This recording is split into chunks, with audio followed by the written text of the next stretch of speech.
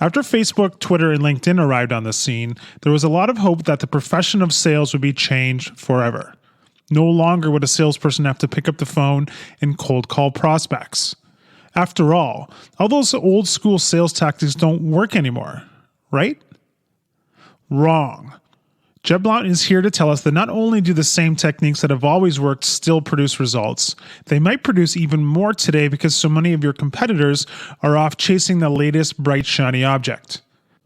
Join us for the next 10 minutes while we explore how the world's best salespeople are still fanatical about prospecting and how you can learn to generate better results by following their example.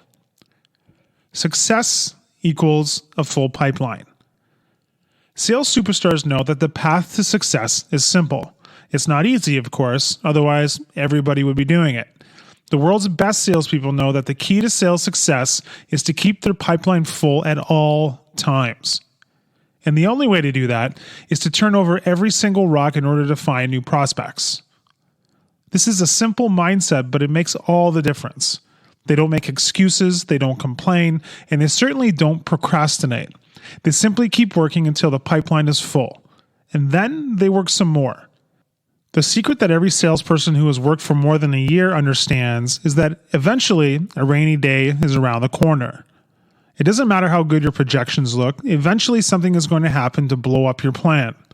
Surviving the lean times are only possible if you plan for them and prospect all the time.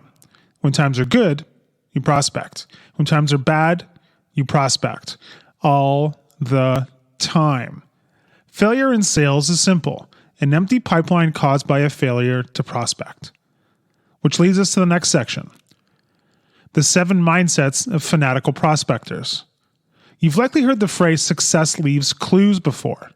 Blount has spent a lifetime studying the world's best salespeople and has found that there are 7 mindsets that lead to a full pipeline and an outsized commission check. First, they are optimistic and enthusiastic. They never play the victim. They understand every day is another opportunity to do better than the day before. They have horrible sales calls just like the rest of us. But then they get back up and do it again. Second, they are competitive. This is one of the reasons that former athletes often make great sales reps. They have the drive to do what it takes to win. Third, they are confident. They are not only playing a game, they believe they will win every single time. Fourth, they are relentless. The most fanatical prospectors have an unquenchable thirst for achievement.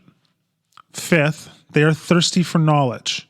They welcome coaching and view it as an opportunity to get even better than they are today. You'll likely find the best sales reps listening to audiobooks between sales calls or attending webinars online about the latest sales techniques.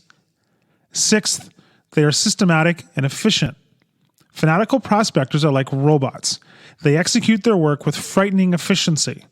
They protect the most important block of time in their calendar, their prospecting time, as if their life depended on it. Lastly, they are adaptive and flexible.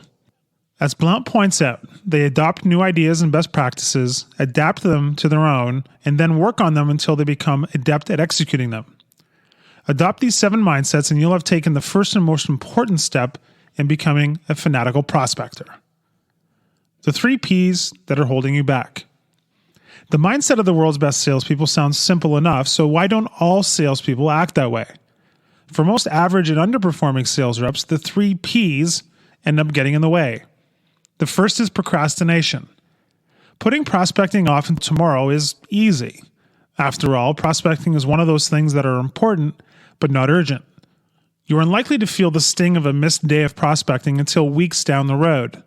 And then you'll put it off another day because of the big pitch you have later this week, and then eventually the week is over and you've done no prospecting. The world's best salespeople do a little bit of prospecting every single day. The second P is perfectionism. As a salesperson, the fear of failure is very high.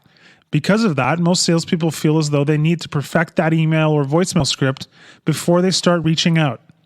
And then there's the CRM that could use a good spring cleaning. The world's best salespeople know that the best time to pick up the phone and call their prospect is right now. The third P is paralysis from analysis. You've heard this one before, but it bears repeating. You could spend a lifetime thinking about all of the scenarios you are likely to face in a sales situation, but it isn't going to fill your pipe. Getting started and doing your best is. The only antidote for the 3 Ps is to get comfortable with failure. At some point today, you'll fail spectacularly, and that's okay.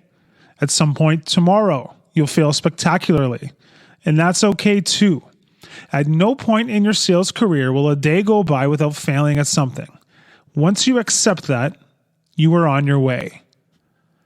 Protect the golden hours. Now that we've covered the mindsets of the world's best salespeople, it's time to move on to the tactical portion of the playbook. When you're in sales, there are revenue-generating activities and non-revenue-generating activities. Your goal as a salesperson is to do as many sales-generating activities during the golden hours as possible. The golden hours are when you're most likely to get live contact with your prospects, either on the phone or by email. These hours differ in each industry, but for the most part, these include early in the morning and between 4 and 6 p.m. when your prospects are wrapping up their day before they head home. The best salespeople block these times off in their calendar and make them non-negotiable. No matter what other tasks might seem important at the time, during the golden hours, nothing is more important than prospecting. Just as Parkinson's law states that the work tends to fill the time allotted to it, Horstman's corollary states that the work also contracts into the time allowed. You find that you can make a remarkable amount of sales calls if you give yourself the goal of fitting them into a short period of time. So here's your goal. No matter what industry you're selling in, set aside an hour a day to make 25 to 50 telephone prospecting calls, and another hour for email and social prospecting, and Blount says that you are guaranteed to have a packed pipeline. So turn off your email, ignore your coworkers, and do everything you need to do in order to make sure that nobody interrupts your golden hours. And now that we've got you charging through your prospect lists, let's talk about what you should be doing while working them. The 4 objectives of prospecting. There are only 4 potential outcomes you should be considering for your prospecting calls. One of these 4 outcomes should be on your mind whenever you are reaching out to a prospect. The first objective is to set an appointment. This is the most valuable activity in the entire sales process.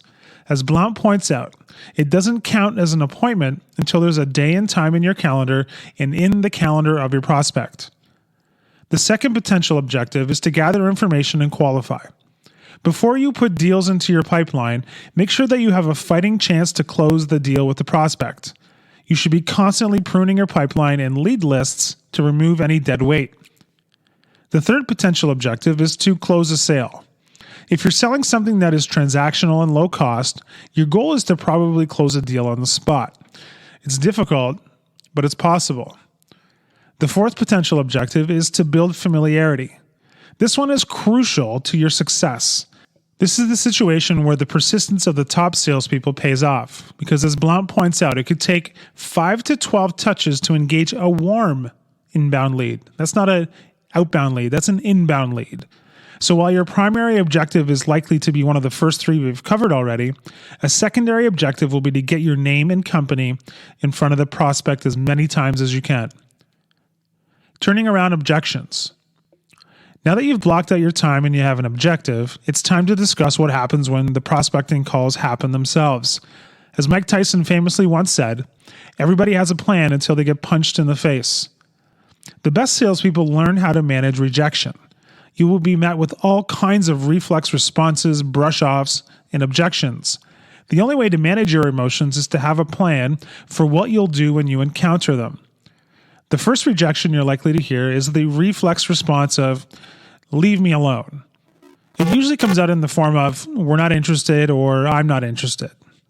The second rejection you're likely to hear is the brush off, which is all about avoiding conflict. The prospect doesn't want to tell you no, so they say something like, get back to me in a month, or can you send me over some information? The last and most truthful rejection is the objection. It typically comes with a because attached, like, this isn't a good time because we just signed a contract with a new vendor. While there might seem like there's 1,001 ways for prospects to reject you, most of them will come in one of the following 6 ways. I'm not interested, don't have the budget, too busy, send information, overwhelmed, I have too many things going on, or I'm just looking, and this is for inbound leads. Blount gives us the RBO turnaround framework. Anchor, disrupt, ask. The anchor gives you a chance to settle yourself while the reptilian brain deals with the fact that you've just been rejected. For instance, if your prospect says, "I'm busy," you might respond with, "That's exactly why I called." Then you move on to the disrupt element. You might say something like, "I figured you would be, so I wanted to find a time that is more convenient for you." This disrupts the prospect's pattern by forcing them to think about a more convenient time. Finally, you go in for the ask. You might say something like, "How about we get together next Wednesday at 3 p.m. instead?" If you're ready with an anchor, disrupt, and ask pattern for each of the 6 possible objections prospects might give you, you'll never find yourself tongue-tied on the phone again. So in conclusion, now that you know that fanatical prospecting is your key to sales success, it's time to get to work. First, work on your mindset, understanding that being confident and relentless is the only way to conquer the fear of rejection. Second, work on blocking out the golden hours in your day for prospecting. Third, have an objective in mind for every sales call you make. And lastly, work on being ready for the objections you were most likely to hear on the call. I'd wish you luck, but I don't think you need it anymore. Hi, I'm Rhonda, and this is an exclusive audiobook video recorded for the Audiobook Master Channel. Enjoy your audiobook and have fun learning. Don't forget to subscribe and hit the notification button so you'll get updated on our next upload. If you liked the video, give us a thumbs up and say your thoughts about the book we just covered. Do you want to listen to a summary or review of a book that we haven't covered in the past? Say it in the comments below or send us a message. Don't forget to check our other uploads. Enjoy listening!